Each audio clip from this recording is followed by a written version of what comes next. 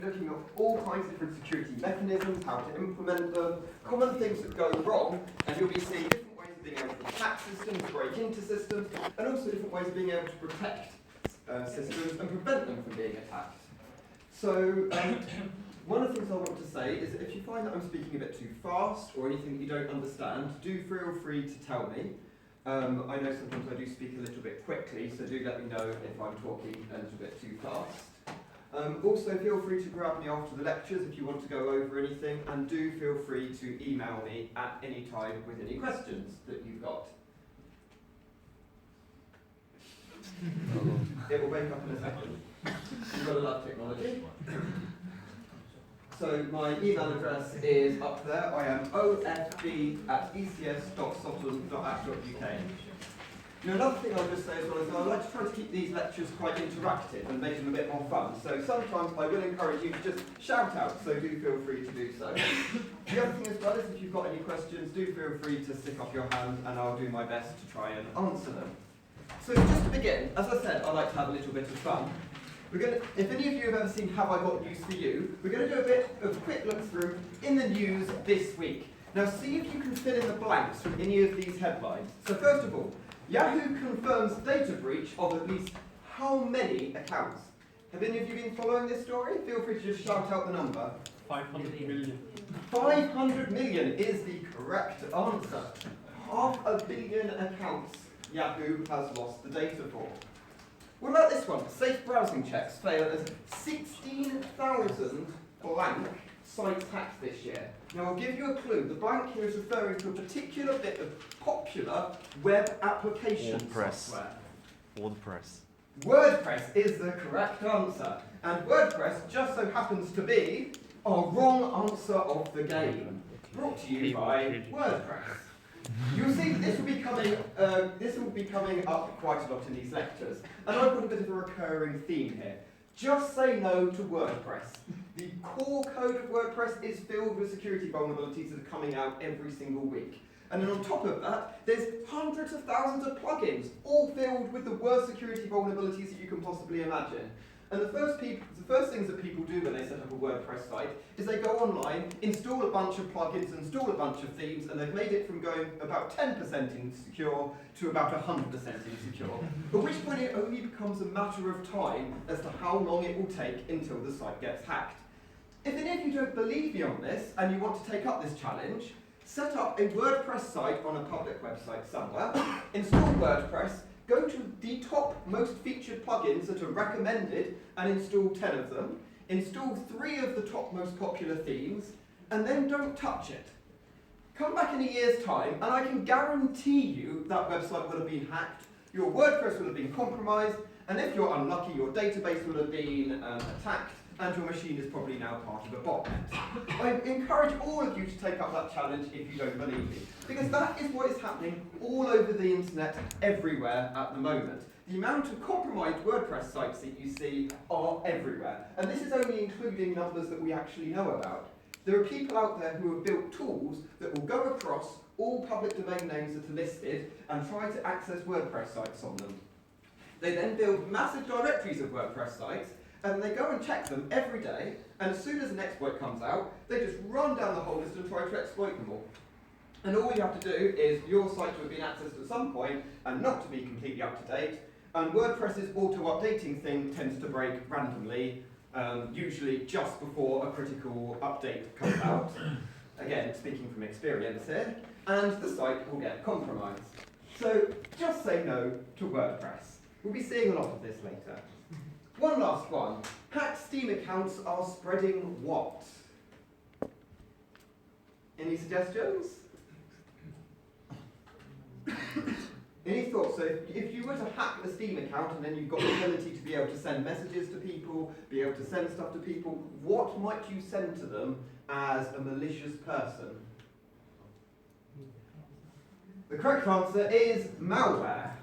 So this is the recent news that a large amount of Steam accounts have been compromised, and they've set up bots that are going through and sending out malware to all of their friends, saying things like, "Ooh, come and download this latest mod for this game. Ooh, we've got a new patch for this game that will make it even better. Oh, Get this, this will help you cheat and become really good at whatever that latest first-person shooter game is that everybody's playing these days are. I'm a little bit behind on this. The last first-person shooter game that I played was Doom, so you might have to fill that blank in yourself. But this is another big thing that is happening at the moment. But this is just from the last week. These kind of things are coming up all the time. And this is some of the stuff that we'll be taking a look at this module. So first of all, on to an introduction. We're going to have a few different introductions, but first of all, an introduction to cybersecurity. So what is it all about? It's about electronic data, it's about abuse and misuse of that data. And the key thing to remember is that security is still an IT system. It's got technology, it's got procedures, and it's got people. And if any of you have ever used technology, if any of you have ever followed procedures, and if any of you have ever met people, you know that all three of these things are absolutely useless most of the time. Technology will always let you down, particularly when you need it. Procedures just might have had good intentions at the beginning, but usually become a little bit pointless after a while. And people are the weakest link in the chain so often. All you need is to give someone a couple of glasses of wine and you've got the ECS master password. Definitely not saying that that's happened. I'll leave that up to your imagination, but this is how easy it is to compromise these systems. An interesting one about procedures as well. The university used to have a procedure where every single time there was any kind of document that was handed in to the reception, it would get photocopied 3 times onto pink paper and put into a big special cabinet. Then, when that cabinet got full, they ended up buying more cabinets, and every time they kept on photocopying all these pieces of paper on pink and putting them in this cabinet. And they did this for a couple of years. Then they got a new staff member in, and they said, well, why do you do this? And they said, it's the procedure. And they said, why is it the procedure? And they're like, that's actually a good question. So they started going back and trying to work out why they actually did this, because they never took anything out of these cabinets, and they never used them, and they definitely didn't know why it was on pink paper. And the reason it eventually turned out was that the area that they were previously storing things for a bit was temporarily flooding, so they said, oh, in case that room floods, we'll put some copies in that cabinet. It was supposed to be something that would last for 2 weeks, and 3 years later they were still doing it and didn't even know why they were doing it. These are why procedures are quite ridiculous. And I probably don't even need to say anything about technology, because you've all used technology, you know what it's like. As I said, all of them are usually useless and can't be relied upon.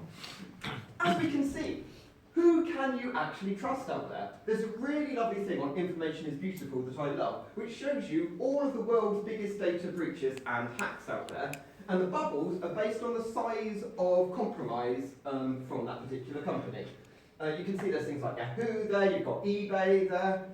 The problem is, this is the most recent one, but it goes on. Sorry for it being pixelated, I shall show you a nice version of it shortly. And it goes on. In fact, if I take you to the proper site where you can see it in all of its glory, you can see just how ridiculous this is. Let's see if it will nicely switch over. You can see just how ridiculous this is. Let's go down. They're so squashed in that most of them you can't even read the names of. That's how many compromises we've had. And this is just the latest ones. This is just stuff that's happened in the last month. Then we get to 2016, we get to 2015, we get to 2014. Something quite exciting happens actually as we go down. They do get a bit bigger in the past, but also, have you noticed, there's less of them. So we are getting worse. As time goes on, we are leaking more and more data, we're getting more and more breaches, and the company names are generally getting bigger as well. Here, AOL and these lot were losing less than 100,000, and then up here, the bubbles have even had to resize. You can barely even see the size of these bubbles due to the amount of stuff that is getting lost here.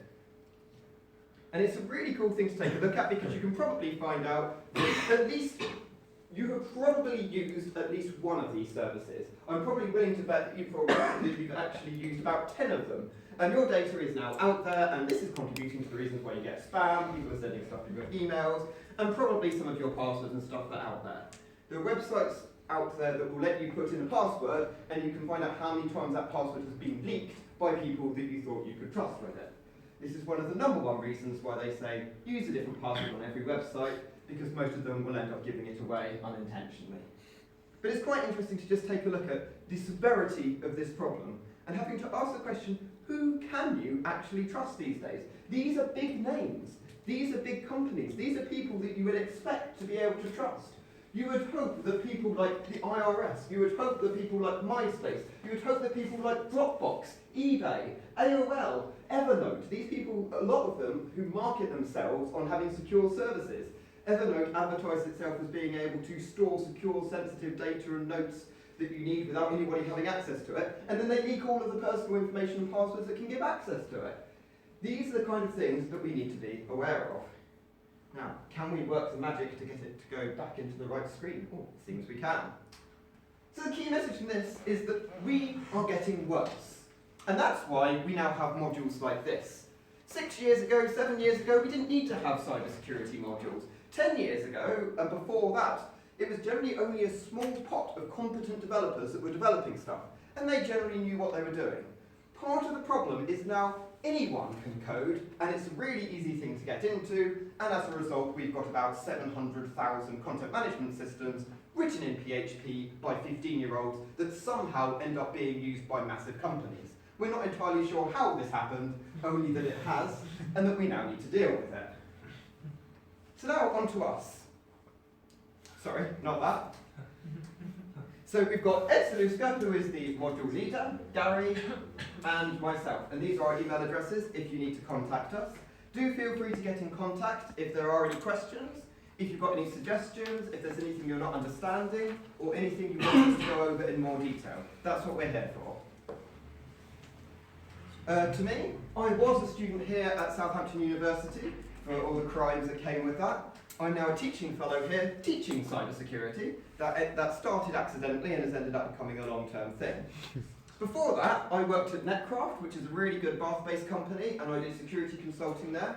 We used to work with major people, everyone from HSBC to Microsoft, big names, big security holes. I also worked at the Students' Union, big security holes, and I also worked at iSolutions. I don't even need to make a comment there. The key message from all of this is, there was much sadness. At least when I was at Netcraft, I was being paid to sort out the sadness. At the other two jobs, I just had to sit there and watch it happen, because there was not enough money to sort out the security issues, and nobody would try and hack us, they said, until the box office got compromised and all of the account details of the people buying stuff got leaked. But then, again, the less said about that, the better. And don't tell anybody, because I'll probably get into trouble for that. But there has been much sadness. This is an application still used by thousands of people daily in one of those places that I mentioned. Still in use today, and it has this line in it. Now, to any people here who know PHP, what is the problem with this code? This is the exact code that came from it. This was the first 4 lines in this file. Can any of you tell me what is wrong with this code? SQL injection. It's got SQL injection. It is the most obvious, basic form of SQL injection you could even imagine. This is the kind of example that someone like me would put into a slide and say, this is a simple example. You would never see this in common use because people are better than this. This is like a really obvious way to demonstrate the problem. And you think, nobody would ever code this badly. And then you open up an enterprise piece of software that X is using, and you see this line at the very top of the login.php page. That can probably help you narrow down what application this is. And you cry. You just cry a little bit inside. So this is why I teach cybersecurity. I have a hope for a better future, and you are it, because I'm hoping that all of you will go out, and it will mean that when we come in 10 years' time, and I show the same presentation, and I go to that same website, all of those blogs are going to be far smaller, and I'll be able to say, 2016 was the turning point.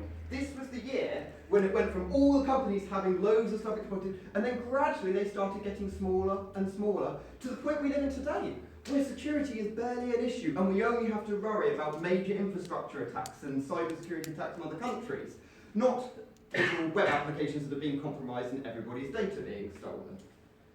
I no longer want these to be the weekly headlines. Blank loses a gazillion passwords. Millions of accounts compromised in breach at blank. Blank shuts down following loss of all customer data. And you are going to be the people that change all of that. So this is what we have Comp 6230 for. And we've got a lot of excitement in store in this module. Hopefully you're feeling excited already. Hopefully you think that it's entertaining. If it's not, let me know and I'll go and find something else to do. Maybe I can try comedy. We're going to be looking at the principles of security. We're going to be looking at different types of security threats. We're going to be looking at how we can plan, analyse and gauge the risk of these kinds of attacks. We'll be looking at different kinds of security models. We'll be looking at computer forensics. And we'll be looking at malware. That's one of my personal favourites. That's always very exciting. We'll also be, just got to wait for it to finish loading. Web application security.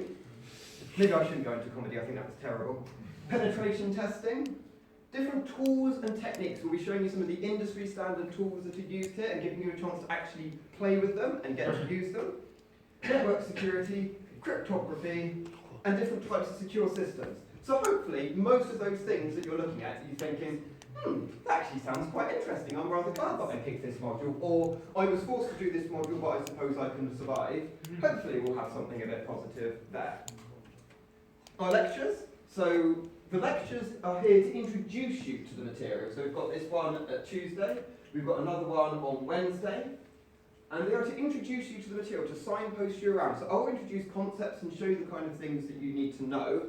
But it is also expected that you will go away and do some further reading and actually have a chance to put some of the things into practice and take things a little bit further in your own time as well. We also have a tutorial slot. This is on Thursday at 12. This will be a chance to answer questions and go over things in depth.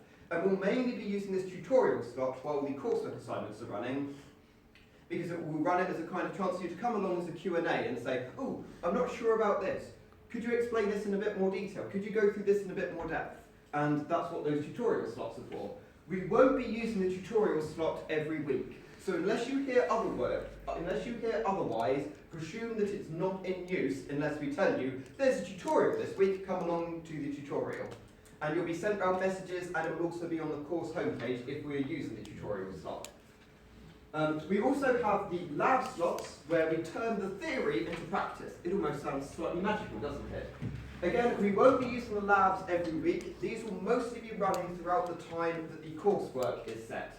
And these run on Wednesday, 3 o'clock to 5 o'clock, and will be held on level 2 of the building, of the Zeppler building, building 59 on campus, where there's big teaching laboratories there, and you will find us there.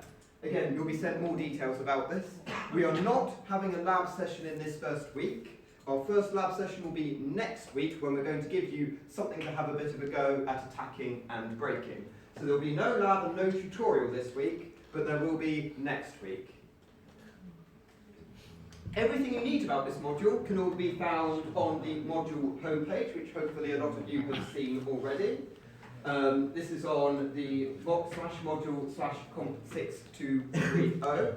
On here you can find the notes pages, which will be updated. Every time we have a lecture, we'll then put the notes and things up onto that page. You can also take a look through some of the past resources and past things from the past year. Sometimes that might be helpful. You'll also find additional reading material and resources on this page as well. And just a reminder that there is an 11 hours of study per week on average that's expected that you'll be doing, and that's in addition to the lectures and labs. So the lectures are just the beginning. It's expected that you are putting some of your own time into this as well. And so I'd encourage you, do read the additional resources and the materials, practice the tools and techniques that we'll be introducing you to, and complete the assignments, and do try to start them before the deadline. For those of you who have seen the ECS Intranet, it's got a nice coursework box, and it will show you the upcoming deadlines. And once they get set, they'll appear in white. When there's a week to go, they go yellow. When they're due in tomorrow, they go red. When they go red, that doesn't mean start the coursework now. So we have 2 coursework assignments to help you put your theory into practice. We've got one on web-based penetration testing, which will be an individual piece of coursework. And this is where we're taking a set of real vulnerabilities that are being found on an actual bank and giving you a version of that bank to actually attack and see if you can find those vulnerabilities and see if you can steal the most amount of money. We'll also be doing a group-based, network-based penetration exercise where you'll be given a virtual network to play with and see just how much damage could you do if this was a real network exposed to the internet. And then we'll point out to you that actually this was. And then in addition to this, we also have a 2-hour exam which makes up the remainder of the assessment. So the coursework, we've got coursework number 1 and coursework number 2. Now in your head, this is all that I can presume is what people see when I put these up here. Set week 8, due week 8. Set week 11, due week 11. Because these are web-based courseworks, and I can see when people start their coursework. And a large amount of people seem to begin the coursework the day before it is due in, or the night before it is due in, or the really keen people, the hour before it's due in. If you'd like some statistical information, I can give it to you. The people that started at those points failed those courseworks. So don't be like them. Because the dates aren't actually that mean, they're actually quite sensible. Coursework number 1 is set in week 5 and is due in week 8. And coursework number 2 is set in week 8 and due in 11. You've got plenty of time to get that coursework. And if you want to be the people that get the highest marks and the highest scores, start them here. Because there is almost a direct correlation to when people start the coursework and how well they do. If in your head you want to swap this round so that it looks like that says due week 8 and that one says due week 5, then maybe do that. Maybe that will then help you achieve this far better. This is passing on a little bit of past wisdom from the previous years. And I hope if I say this every year, people might get slightly better. We shall see. The other thing, though, I'd like to encourage you to do is to look out for each other. The way that we work here is that everyone can get 100%. You're not marked against each other. We're not marking to a band. We're not doing a bell curve or anything like that. You are marked purely based on what you achieve. And if you meet all of the goals and all the objectives, you can get 100%, and you are marked individually. Which means that there's no disadvantage to you helping each other and supporting each other. And we want to encourage you to do that. And in fact, we found that the best results come when you do help each other. Because if you all work together, share things, share knowledge, share useful resources that you found, and you all talk with each other, that's when the best results come. But that said, do remember that your work must be your own. There's a difference between helping someone and saying, ooh, I found this really interesting page, it's got some really useful stuff on, or going to your friend who doesn't understand SQL injection and going through and explaining to them. That is different to just sitting there and doing the coursework for them. And if you end up falling into that trap, you get into plagiarism, and it's a whole world of sadness. We do, unfortunately, have to have tools and things that will detect plagiarism, and just doing things like changing the comments slightly, renaming the variables a little bit, or moving around the sentence structure isn't enough to fool it. So do try to not fall into that plagiarism trap, because that just ends up sad for everybody. Do help each other, share, talk, but make sure that the coursework that you submit is your own individual work. That's really important to say, because if you get pulled into plagiarism meetings and things like that, it's a very, very bad place to be. And it's easy to avoid. Help each other, but produce your own work and actually be assessed on what you have achieved. So we've got some communication and support stuff to help you. The first thing is, for those of you that use Facebook, one of the things we found in this module that is really helpful, particularly given the fact that a lot of the concepts that we deal with are actually quite tricky, we've set up a Facebook group for you.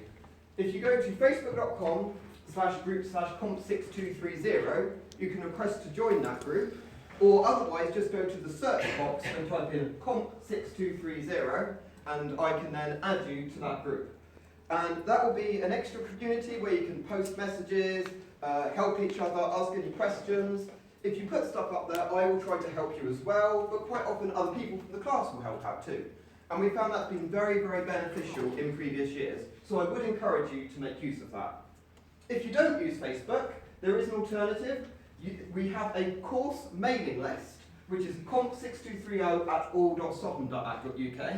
And again, you can post a question on that. That does go around to the whole class, but it's a good way to get discussions and things going, particularly if you don't use Facebook. If you want to email us individually, so for example, if it's something very specific to your assignment and you don't want to give the answer away to the whole class, and you can't ask it in a vague way, then do feel free to email us individually. And similarly, if you've got any questions or comments specific to us as lecturers or to the module, then again, feel free to drop us an email. And we'll also set up a frequently asked questions page on the notes wiki, which will, if someone asks a question that's useful to lots of people, we'll put that out as well. We also obviously will have the labs, and we'll have the tutorial sessions. So there's lots of places where you can get support. All the way through the labs, there'll be demonstrators there willing to help you. I'll be buzzing around as well, trying to help out people as much as I can. We'll have the tutorials to run over anything in more depth and detail. So do make sure that you talk to us. And also, do tell us your feedback. Let us know how we're doing. Is the stuff that we're covering interesting? Is it helpful? Is there anything you're not understanding? Is there anything you think that we should be covering that we're not? Is it going too fast? Is there anything that you want to let us know? Then do feel free to give us feedback, because we listen and we want to make this course the best it can be for all of you. And we do listen. These were some of the feedback that we had last year that we've tried to adapt for this year. People said that the practical assignments were fun, but they wanted a bit more support. So this year we've added more labs, we've added some non-assessed mini exercises where you can do some practice, and we've also added more demonstrators to help out. People said that they'd like more lab-based practical work. So this year we've added dedicated lab slots, we've got larger space and a lot more resources and more lab-based work so that you can do more practical stuff. People said, the content was really interesting, but sometimes it feels like there's just too much in too little time. So this year we've taken a look through, we've restructured the content, we've tried to spread things out a little bit better, and we've lowered the pace a bit. So hopefully that should be going a little bit slower and a bit easier to keep up with this year. And also people said they'd like some more case studies. And don't worry, we've added lots. There'll be lots and lots of interesting case studies as we go around. So just to finish off, this is just an introductory lecture, but just to finish off, we'll just have a bit of a think about how does security affect you? And I'd like to just pose a question. What would happen if your phone was hacked? And by this I mean you've just been browsing the internet and you've suddenly tapped a link to a website that looks a little bit dodgy. You press back and you hope that everything's fine. But what you didn't realise is while you were on that website, it executed code on your phone. This has been happening an awful lot. It's happened before. Taking a look at Android here. These are ordered by severity. There's been a lot of stuff recently, but just over the past, there's been loads of vulnerabilities. This is just 7 out of 12 pages, 553 total vulnerabilities. This is the kind of thing that happens a lot. Now, last time I showed this slide to someone, they said, oh, that's Android. Apple's much better. Apple's secure. It doesn't get hacked. So now I've added in this second slide here. Even on Apple, the same thing happens. And it's these kind of exploits that are actually how jailbreaking works. Jailbreaking, which allows you to gain control of the phone and be able to run unauthorized code, it's really nice when someone releases an exploit and you can run it on your phone and then you can run all those apps that Apple don't want you to have. But have you thought about how those exploits work? They work by allowing you to run unauthorized code, and that unauthorized code could be malicious, not just there to help you buy dodgy stuff from other stores. In fact, if I just highlight some of the words on here, you can see execute arbitrary code, execute arbitrary code, execute arbitrary code. This is all very, very bad, if you hadn't already gathered that from the bright red squares and the score of 10 against these vulnerabilities. The other thing is these are all remote things. These things can happen by just passing by a website and having it run malicious code on your phone. So what would happen if your phone was hacked? Does anyone want to throw out some suggestions? Let's say that there's some code that ran on your phone. What could they do? Steal information. Steal information? What kind of information? Passwords, yeah. All the stuff, any saved passwords and things that are saved in the keychain, saved by the browser. Calling history, contacts. Calling history and contacts, they can find out all the people that you've networked with, get out all of their numbers, email addresses, other actual addresses, other interesting information like birthdays. That's enough to start stealing somebody's identity. Emails. Emails, yeah, they can get through all of your emails and even keep access to your email account by using the authentication token. So if you're getting new emails in, they can see the stuff that you're getting. What does that open you up to? Identity theft. But being able to have access to the emails, what can they then get access to beyond what's on your phone? Bank accounts. all kinds of other services. Any services that have a forgot your password thing, where they send you an email and might confirm your date of birth and your address, well, suddenly you've got all three of those pieces of information. And if you've got contacts and things in there, when it says, you know, who was your best friend at school? What's the guess that is in the best friends list on Facebook, linked in with that person's name there? And so here's just some examples. Your messages, locations, pictures, calendars, saved passwords. Browsing history is incredibly important as well. Knowing what a person has done for about the past year of their life. Those histories tend to contain quite an awful lot and gives you an awful lot of information, including things like services they've logged into, things that they bought stuff from, where they probably go to work, private emails that they've read, along with websites that they're currently logged into and have active and open sessions. The location one is particularly interesting. I'm not sure how many of you have actually ever looked at your location history. If you've got an Android phone, it's really easy to do. If you go into Google Maps, it's got a little thing that says your timeline, and you can swipe through day by day, and it will show you every place you went, and give you a timetable as to what time you arrived, what method of transport you used to get there, and what you did when you were there. It can even work out that if you've been to a pub or something like that, it said, had dinner at the Crown in Highfield. Has a little map marker of where you went, and if you took any pictures there, it puts all of that into there as well.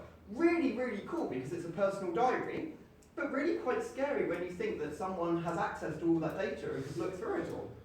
Apple has something very similar, but it's not quite so easy to take a look at. So suddenly, this no longer becomes a question as to what would happen if your phone was hacked. It's now become a question as to what would happen if your life was hacked. Because from your phone, looking outwards, you've got access to all the stuff inside the internet browsers, you've got access to their emails, and access to their social media and networking. Going a step further, what does having access to all these social media and social networking give them access to? So if I had your phone and I had Facebook Messenger, what could I then start doing?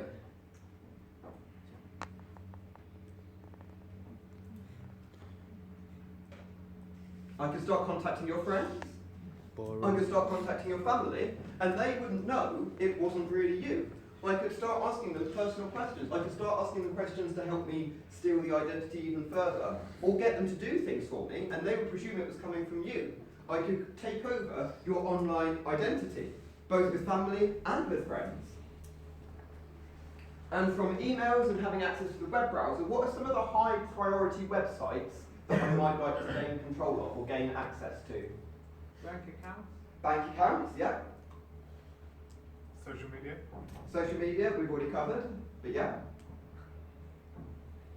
Any kind of online and e-commerce sites, because they are giving access, they're all quite often show you things like the last 4 digits of their card, the expiry date of the card, and information like that that you can use to steal their account details.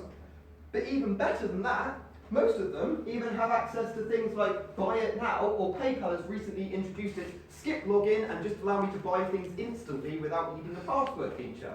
Which again, you could just exploit and immediately gain access to somebody's account and transfer all of the money from their bank account using PayPal to an alternative person without even needing a password. There's one thing that's really important that is missing from this diagram though. So we've covered the financial aspect, we've covered the social aspect, we've covered things like email and gaining access to all of that, we've covered social media. What is one other thing that we would almost instantly have access to that could be quite disastrous depending on the person whose phone it was that was compromised?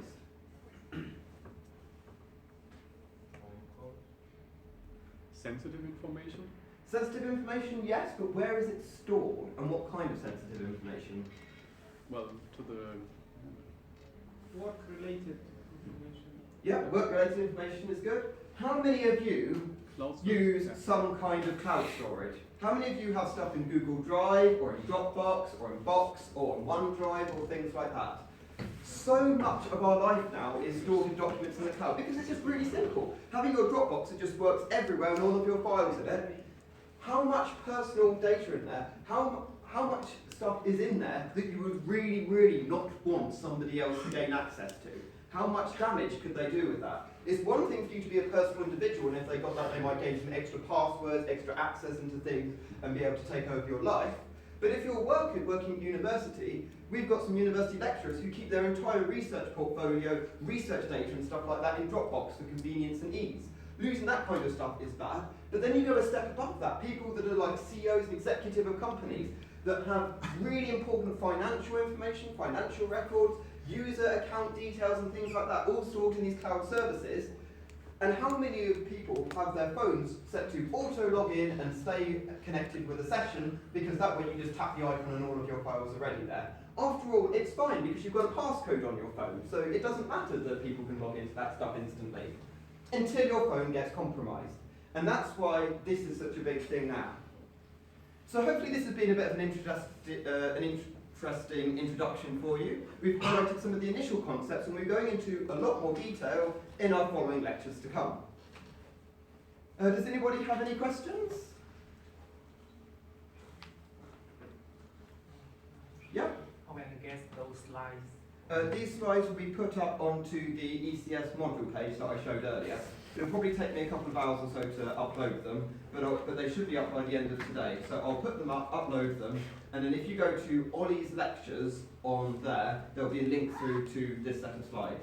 And I'll do that for every one of my lectures, so the slides will go up just after the lectures have happened.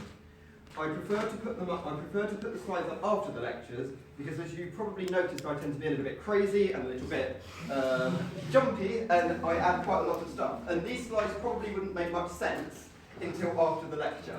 You probably look at them and just be thinking, this lecture is really, really random. What on earth are they putting here? So at least this way, hopefully you go into the lecture slides and remember the craziness that comes. And they're only going to get worse. I'll tell you that now. Any other questions? Additional reading each week will be put up onto the module page as well. So generally we'll select some relevant reading for each week and put them up. So there's not going to be too much additional reading for the first week, but as we start getting into greater and greater depths, all those additional reading links will be up there as well. There are some general textbooks and things that are quite useful just for the whole module, and those are available on the syllabus page at the very bottom. There's a few recommendations that the module leader's put up there that he thinks are good general ones. But the week-by-week resources will all be put up on the module site as well. And I would encourage you to go away and read them. Also, quite often you'll see that I include links and things like that in my slides. There's not been many today, although you might want to take a look at that Information is Beautiful one with all the hacked ones, because each one of those bubbles, when you click on it, it will tell you how that site was compromised, how they got in, and how disastrous it was. So it makes an interesting reading and gives you some good examples to use within, and gives you some kind of idea to the context of cybersecurity. If you've got any other questions, do feel free to drop me an email. Yep. The penetration test, the two penetration tests, can we use all the ways we can to do the test, or just we are limited to? You will be given some more details when the assignments are actually set, but you will be encouraged to use a range of different methods. The only thing that you won't use is brute forcing, because usually by the time you're having to resort to brute forcing, you're not really doing proper penetration testing at that point, you're just trying to break in. So we don't want to, all the stuff will have vulnerabilities that you can actually be clever about and actually exploit and work your way in without you needing to try and brute force a 16-character password that you'll probably never be successful at. But we'll give you a bit more details about that when the assignments are set. And we'll also talk about all those different various techniques and various different ways in and how to break in.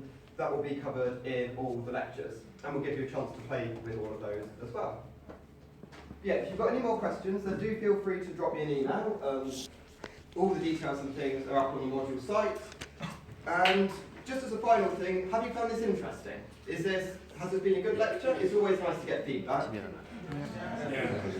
How's the kind of speed? Have you found it a bit too fast, or about the right kind of speed, or a bit too slow? Do feel free to be honest. Too fast. What about right? Was it about right, or a little bit too fast? That's useful. I shall bear that in mind. Okay, thank you very much. So do join the Facebook group. That will become more and more useful as the month goes on. And I look forward to seeing you.